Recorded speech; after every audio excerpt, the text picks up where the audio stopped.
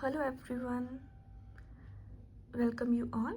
आज का video lecture है यूनिवर्सल लॉ ऑफ ग्रेविटेशन पर। तो सबसे पहले हम इसकी जो डेफिनेशन है उससे समझते हैं। तो डेफिनेशन है every object in the universe attract every other object with a force. तो पहले इतनी लाइन को समझते हैं। तो इसका मतलब है कि हमारी जो यूनिवर्स है उसमें जो भी ऑब्जेक्ट है वो अट्रैक्ट कर रहा है एवरी अदर ऑब्जेक्ट को। मतलब यूनिवर्स में जितने भी ऑब्जेक्ट्स हैं वो सभी एक दूसरे को अपनी तरफ अट्रैक्ट कर रहे हैं विद अ फोर्स। तो मतलब वो कोई ना कोई फोर्स लगाते हैं दूसरे ऑब्जेक्ट को अपनी तरफ खींचने के लिए, अट्रैक्ट करने के लिए। तो उस फोर्स की वैल्यू कितनी होती है? तो होती है विच इज़ प्रोपोर्शनल। प्रोपोर्शनल जो होती है वो होती है कि उसकी जो डायरेक्ट वैल्यू होती है विच इज़ प्रोपोर्शनल। तो हमारे पास ना प्रोपोर्शनल का साइन होता है ये वाला symbol, which is proportional to the product. Product मतलब मल्टीप्लाई ऑफ देयर मासेस। तो मतलब जो फोर्स वो यूज़ करते हैं वो मतलब जो दोनों ऑब्जेक्ट हैं उनका जो मास है उसका प्रोडक्ट होता है। क्लियर? नेक्स्ट वो कह रहे हैं कि एंड एक तो वो फोर्स जो है वो प्रोडक्ट ऑफ मासेस की है, दूसरी है इनवर्सली प्रोपोर्शनल। प्रोपोर्शनल का सिंबल तो यही होता है, इनवर्सली होता है हमारे पास डिवाइड बाय 1। कि मतलब दूसरी जो फोर्स लगाते हैं inversely proportional to the square of distance between them. कि उन दोनों ऑब्जेक्ट्स के बीच में जितना भी डिस्टेंस होगा उसकी वैल्यू को वो क्या करेंगे, स्क्वायर करेंगे। क्लियर? तो the force is along the line joining the centres of two objects. जो ये फोर्स है वो दोनों ऑब्जेक्ट के सेंटर से लगती है। यहाँ तक हमने सिर्फ स्टेटमेंट को एक रीड दिया है और लाइन टू लाइन उसे समझा है, लेकिन अभी आपको इतनी क्लैरिटी नहीं मिली होगी। नेक्स्ट हम आगे आगे डेरिवेशन को करेंगे तो आपको और क्लियर होगा। तो अब डायग्राम को एक बार समझते हैं। तो ये है हमारे पास ऑब्जेक्ट 1, ये है हमारे पास ऑब्जेक्ट 2। इसका नेम है ए और बी। तो हमने पढ़ा था कि जो फोर्स है ना वो सेंटर ऑफ ऑब्जेक्ट लगती है। तो फोर्स ऑब्जेक्ट के सेंटर से, ये ऑब्जेक्ट है वो इसकी तरफ अट्रैक्ट हो रहा है, ये वाला जो ऑब्जेक्ट है वो सेंटर से इसकी तरफ को अट्रैक्ट हो रहा है। क्लियर? और इन दोनों के सेंटर से हमारा जो डिस्टेंस है कि दोनों ऑब्जेक्ट कितनी दूरी पर हैं वो है हमारा डिस्टेंस डी। क्लियर? ओके। तो अब पहले हम इसको हमने स्टेटमेंट भी रीड कर लिया, अब डायग्राम को भी समझ लिया। अब चेक करते हैं। तो जो हमारी फोर्स थी वो प्रोपोर्शनल थी। Force is proportional to the product of their masses. तो एक जो हमारा ऑब्जेक्ट है तो हमने लेट किया कि let the two objects A and B of masses M and capital M and small M. कि एक जो ए है इसका जो होगा वो होगा कैपिटल एम, बी ऑब्जेक्ट का मास होगा स्मॉल एम। तो हमारी फोर्स क्या है, प्रोडक्ट ऑफ मासेस। तो हमारी जो फोर्स बनेगी वो बनेगी m multiply small m। Clear? Second हमने लिखा है कि जो फोर्स है वो इनवर्सली प्रोपोर्शनल है। इनवर्सली का मैंने मतलब बताया था कि डिवाइडेड बाय 1 है।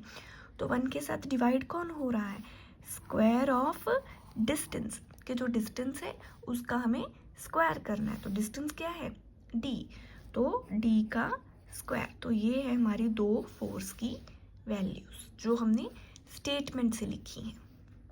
क्लियर? ओके जी। तो नेक्स्ट वो हमें बोल रहे हैं कि लेट के दो ऑब्जेक्ट्स का जो मास है वो capital M and small M है, डी उनके बीच का डिस्टेंस है। तो हमने लेट किया, मान लिया कि जो फोर्स उन्हें अट्रैक्ट कर रही है वो क्या है, जो हमने ऊपर पढ़ा था हम वैसे इसे जर्नली लिख रहे हैं कि वो डायरेक्टली प्रोपोर्शनल है to the product of their masses.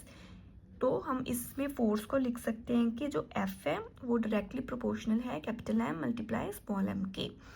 दूसरी हमें जो फोर्स गिवन है वो है the force between the two objects, वो इनवर्सली है between the two objects distance, उसका भी हमें स्क्वायर करना है। तो हमने लिखा कि फोर्स जो है वो इनवर्सली प्रोपोर्शनल है स्क्वायर ऑफ डिस्टेंस के।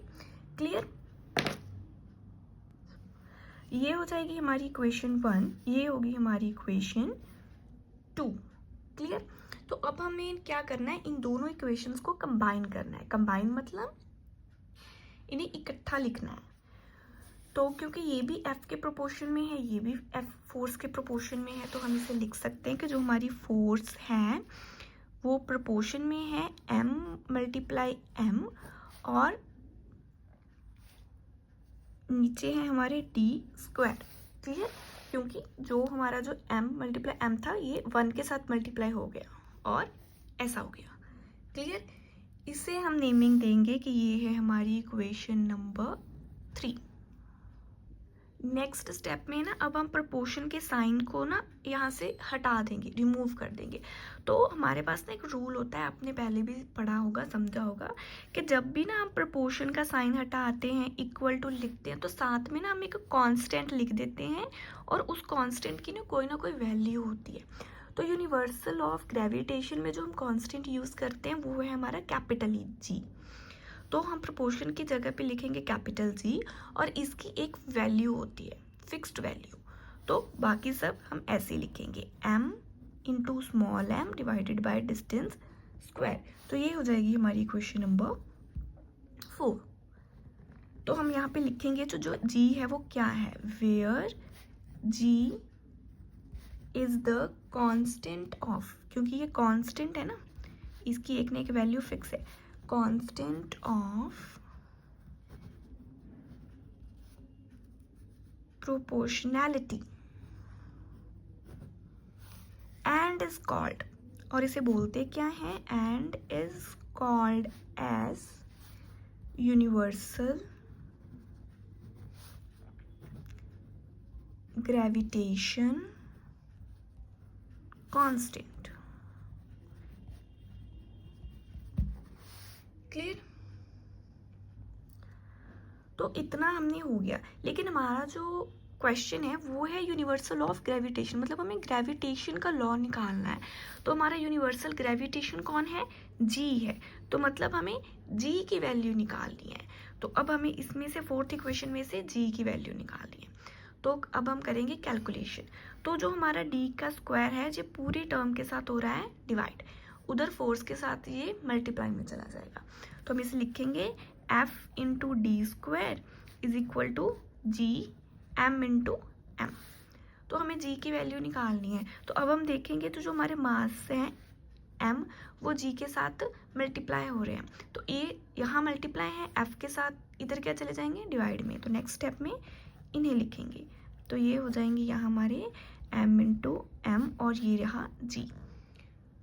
क्लियर? तो जो हमारा g है यूनिवर्सल कांस्टेंट, उसकी वैल्यू होगी f into distance square capital M into small m।